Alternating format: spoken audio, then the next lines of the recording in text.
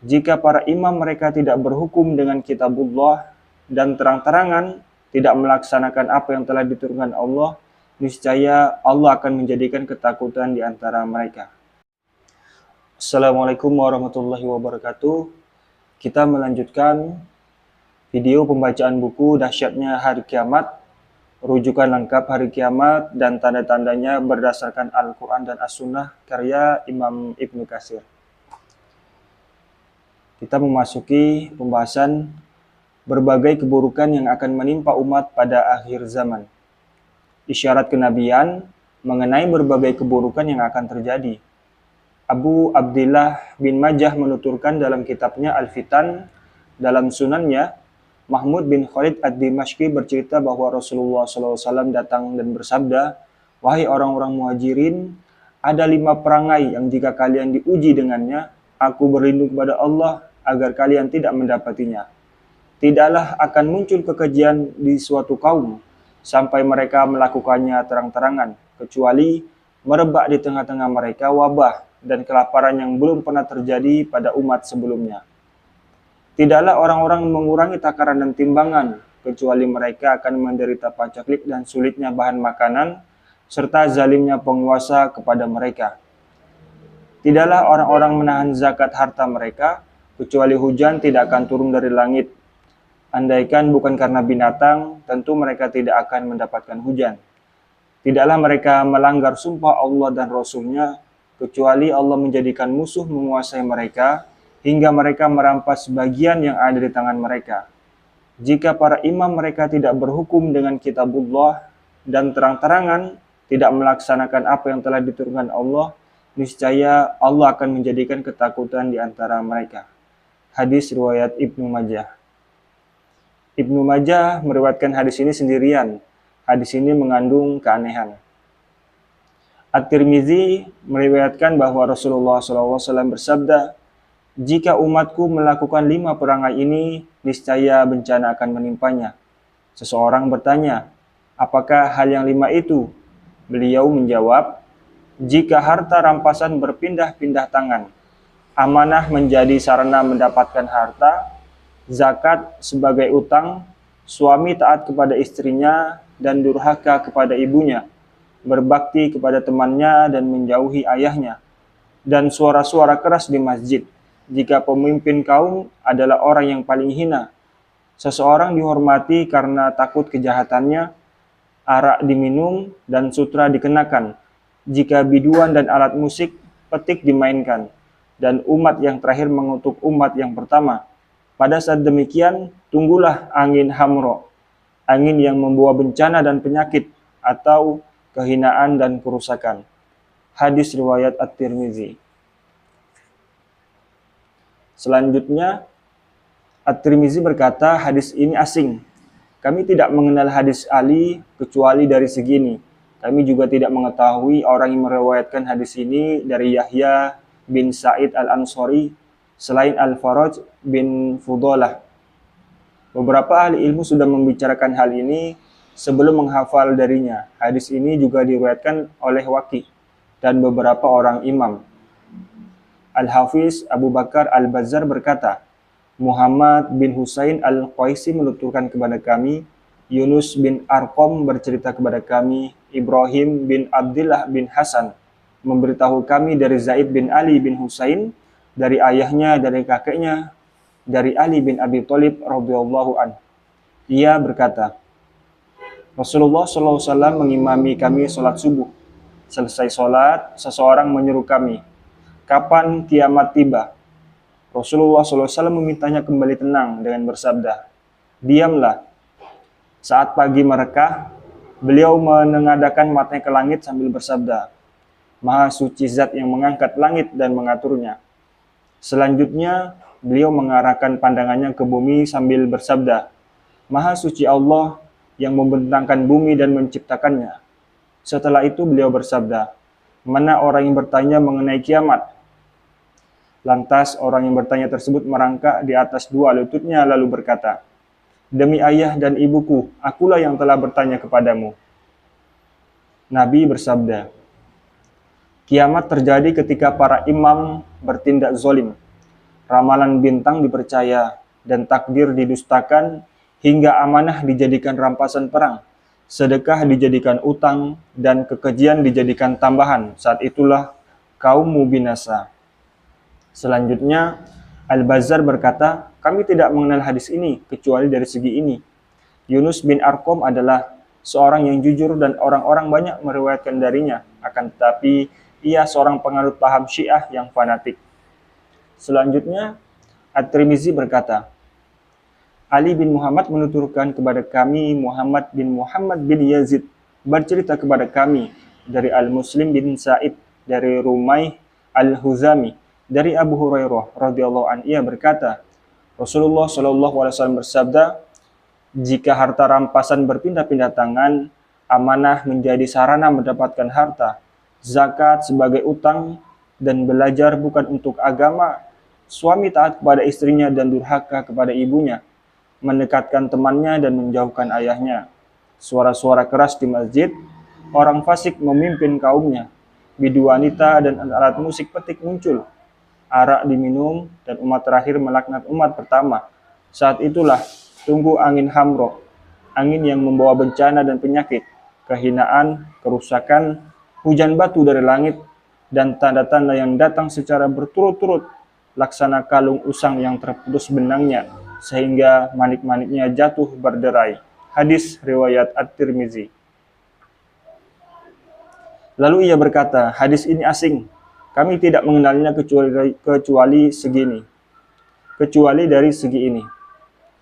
Ibad bin Ya'qub Al-Kufi bercerita kepada kami dari Imran bin Husain bahwa Rasulullah SAW bersabda, pada umat ini akan timbul kehinaan, kehancuran, dan hujan batu dari langit. Seorang laki-laki muslim bertanya, kapan itu terjadi wahai Rasulullah? Beliau bersabda, jika muncul bidu wanita, alat musik petik, dan arak diminum. Lantas, At-Tirmizi berkata, hadis ini asing.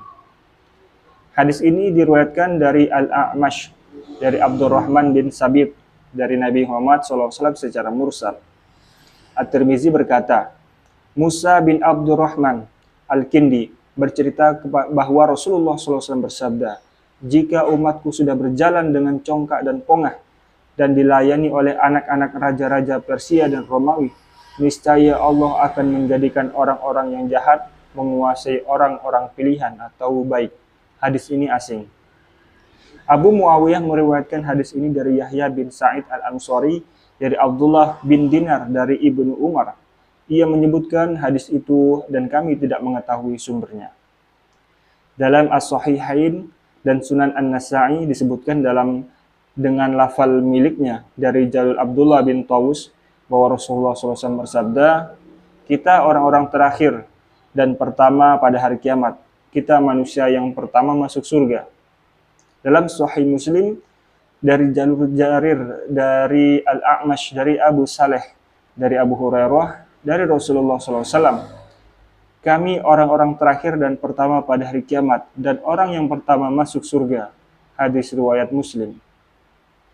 Al-Hafiz Ad-Duya meriwayatkan dari Umar bin Khattab bahwa Rasulullah SAW bersabda, sesungguhnya surga itu diharamkan untuk seluruh nabi sampai aku memasukinya, dan diharamkan kepada semua umat hingga umatku memasukinya. Dalam Sunan Abi Dawud dari hadis Abu Khalid Ad-Dalani, mantan budak sahaya Ja'dah, dari Abu Hurairah, dari Nabi Muhammad SAW, beliau bersabda, Jibril mendatangiku dan memperlihatkan kepadaku pintu surga tempat masuk umatku. Abu Bakar bertanya, wahai Rasulullah, aku ingin sekali bersamamu sehingga bisa melihat surga. Rasulullah SAW bersabda, adapun engkau wahai Abu Bakar, engkau adalah orang yang pertama kali masuk dari umatku. Dari As-Sahih disebutkan bahwa Allah berfirman, Masukkanlah orang dari umatmu yang tidak dihisab dari pintu sebelah kanan. Mereka itu orang-orang yang ikut serta bersama manusia lainnya pada pintu-pintu biasanya. Hadis riwayat Bukhari. Dalam As-Sahihain dari hadis Az-Zuhri dari Hamid bin Abdurrahman dari Abu Hurairah, ia berkata bahwa Rasulullah SAW bersabda, siapa yang menginfakkan dua macam hartanya di jalan Allah, niscaya ia akan diseru dari pintu-pintu surga. Surga itu memiliki pintu-pintu. Siapa yang termasuk ahli sholat, ia akan diseru dari pintu sholat. Siapa yang termasuk ahli sedekah, ia akan diseru dari pintu sedekah. Siapa yang termasuk ahli jihad, ia akan diseru dari pintu jihad. Dan siapa yang termasuk ahli puasa, ia akan diseru dari pintu Ar-Rayyan. Hadis riwayat Bukhari dan Muslim. Abu Bakar berkata, "Demi Allah, wahai Rasulullah, apakah perlu bagi seseorang diseru dari pintu mana saja ia dipanggil? Dan apakah ada seseorang yang diseru dari seluruh pintu?" Beliau menjawab, "Ya, dan aku berharap engkau termasuk mereka." Hadis riwayat Bukhari dan Muslim. Dalam Sahihain dari hadis Abu Hazim dari Sahal bin Sa'ad bahwa Rasulullah SAW pernah bersabda, "Di surga ada 8 pintu. Ada satu pintu yang bernama Ar-Rayyan yang hanya dimasuki oleh orang-orang yang berpuasa. Jika mereka sudah memasuki pintu itu, pintu tersebut ditutup sehingga tidak ada seorang pun yang masuk selain mereka." Hadis riwayat Bukhari dan Muslim. Pembahasan orang-orang fakir lebih dahulu masuk surga sebelum orang-orang kaya. Imam Ahmad berkata, Affan menuturkan kepada kami, Hammad bin Salamah bercerita kepada kami dari Muhammad bin Amru, dari Abu Salamah, dari Abu Hurairah, bahwa Rasulullah SAW bersabda, orang-orang muslim yang fakir lebih dahulu masuk surga daripada orang-orang kaya dengan rentang waktu setengah hari, yaitu setara dengan 500 tahun kehidupan dunia. Hadis riwayat Ahmad. At-Tirmizi dan Ibnu Majah meriwayatkan dari hadis Muhammad bin Amru. At-Tirmizi berkata, Hasan Sahih. Hadis ini juga memiliki jalur dari Abu Hurairah, di antaranya sebagaimana diriwayatkan As-Sauri dari Muhammad bin Zaid, dari Abu Hazim, dari Abu Hurairah, dari Rasulullah SAW. Beliau bersabda, sesungguhnya orang-orang mukmin yang fakir lebih dahulu masuk surga daripada orang-orang kaya dengan rentang waktu setengah hari, yaitu setara dengan 500 tahun. Redaksi hadis ini sangat panjang. Imam Ahmad berkata bahwa Abdullah bin Umar pernah mendengar Rasulullah SAW bersabda, sesungguhnya orang-orang muhajirin yang fakir mendahului orang-orang kaya pada hari kiamat, yaitu masuk ke surga sejauh 40 musim gugur. Hadis riwayat Ahmad. Muslim meriwayatkan seperti ini dari hadis Abu Hamid bin Hani dengan redaksi seperti ini.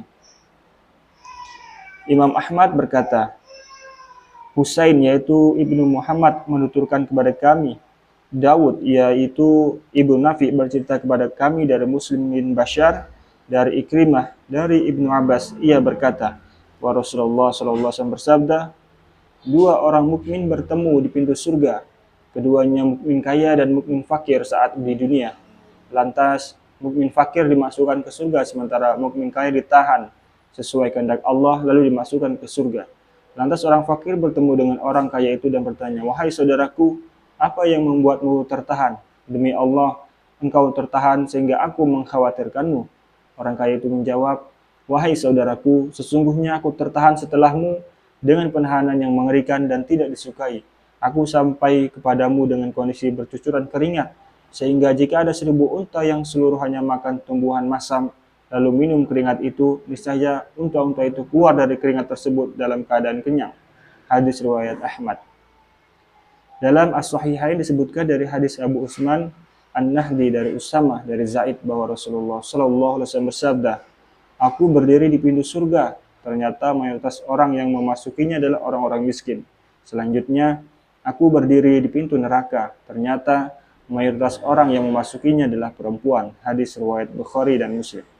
Dalam Sahih Al-Bukhari dari hadis Maslamah bin Zarir dari Abu Roja dari Imran bin Husain disebutkan hadis seperti itu. Abdul Razak meriwayatkan hadis tersebut dari Ma'mar dari Qatadah dari Abu Roja dari Imran bin Milhan dari Imran bin Husain.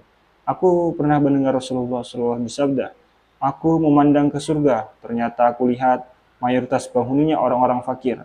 Aku memandang ke neraka, ternyata mayoritas penghuninya perempuan. Hadis riwayat Bukhari. Muslim meriwayatkan dari Syaiban, dari Farukh, dari Abu Al-Ashhab, dari Abu Roja, dari Ibnu Abbas bahwa Rasulullah SAW melongok ke neraka. Ternyata beliau melihat mayoritas penghuninya para perempuan. Selanjutnya beliau memandang ke surga. Ternyata beliau melihat mayoritas penghuninya orang-orang fakir. Malik meriwayatkan hadis tersebut dari Yahya bin Sa'id secara mursal. Diriwayatkan dari hadis Soleh al-Mizzi dari Sa'id al-Hariri dari Abu Usman al-Harwi dari Abu Hurairah bahwa Rasulullah SAW bersabda, "Jika para pemimpin kalian orang-orang pilihan di antara kalian, jika orang-orang kaya di antara kalian orang-orang yang berlapang dada, dan jika urusan-urusan kalian dimusyawarahkan di antara kalian, niscaya permukaan bumi lebih baik dari perutnya. Jika para pemimpin kalian orang-orang yang paling jahat di antara kalian, orang-orang kaya di antara kalian adalah orang-orang yang kikir di antara kalian, dan urusan kalian diserahkan kepada para perempuan kalian, sungguh perut bumi lebih baik bagi kalian dari permukaannya." Hadis riwayat At-Tirmizi. Selanjutnya ia berkata, hadis ini asing. Kita mengetahuinya hanya dari hadis Soleh al-Mizzi. Ia memiliki hadis-hadis asing yang tidak disepakati. Ia sendiri orang soleh. Imam Ahmad berkata, Khalaf bin Walid bercerita kepada kami, Ibad bin Ibad menuturkan kepada kami dari Khalid bin Sa'id, dari Abu Darda, dari Abu Sa'id al-Khudri. Ia berkata, Rasulullah SAW bersabda, orang-orang Mudor niscaya akan membinasakan hamba-hamba Allah, sehingga dia tidak disembah, dan orang-orang mukmin akan membinasakan mereka sehingga mereka tidak dihalangi. Hadis riwayat Ahmad. Imam Ahmad meriwayatkan hadis ini sendirian dari segi ini. Imam Ahmad berkata, Abdus Somad menuturkan kepada kami, Hamad bercerita kepada kami, yakni Ibnu Salamah, dari Ayub, dari Abu Qalabah, dari Anas, dari Rasulullah SAW bersabda, kiamat tidak akan terjadi sampai manusia berbangga-bangga dengan masjid. Hadis riwayat Ahmad. Abu Dawud, An-Nasa'i, dan Ibnu Majah meriwayatkan hadis ini dari hadis Hamad bin Salamah, dari Ayub, dari Abu Qalabah, Abdullah bin Zaid al-Jurmi. Abu Dawud menambahkan dari Qatadah. Keduanya dari Anas, dari Nabi Muhammad SAW. Mengenai tanda-tanda kiamat akan dipaparkan hadis Ibnu Mas'ud. Di dalamnya disebutkan mihrab-mihrab dihias, sedangkan hati keropos. Imam Ahmad berkata, Yazid bin Marwan bercerita kepada kami, Syarik bin Abdullah menuturkan kepada kami dari Utsman bin Umar, dari Zadzan Abu Umar dari Alim. Ia berkata, dahulu kami duduk-duduk di loteng bersama seorang sahabat Rasulullah SAW. Yazid berkata, aku tidak mengenalnya, kecuali Anas al-Ghifari. Saat itu orang-orang meninggal dunia karena wabah ta'un. Anas berkata, wahai ta'un, ambillah aku. Ia mengatakan demikian 3 kali. Alim bertanya, mengapa engkau melakukan seperti ini? Bukankah Rasulullah SAW pernah bersabda, janganlah kalian mengharap kematian, sebab dengan kematian terputuslah amal, dan tidak akan kembali sehingga muncul penyesalan. Anas menyanggah, sesungguhnya aku juga pernah mendengar Rasulullah SAW bersabda, bersegeralah menuju kematian ketika para pemimpin berasal dari orang-orang bodoh. Banyak syarat kiamat telah terpenuhi, hukum atau keadilan diperjualbelikan, darah menjadi sesuatu yang remeh, atau marak terjadi pembunuhan, hubungan silaturahmi diputuskan, dan adanya sekelompok orang yang menjadikan Al-Quran bagaikan seruling yang dipersembahkan kepada manusia untuk menghibur mereka dengannya, padahal yang melantunkan pemahamannya atau pada Al-Quran lebih sedikit daripada mereka yang mendengar. Hadis riwayat Ahmad. Imam Ahmad meriwayatkan hadis ini sendirian. Demikianlah pembacaan buku Dahsyatnya Hari Kiamat pada kesempatan kali ini. Wassalamualaikum warahmatullahi wabarakatuh.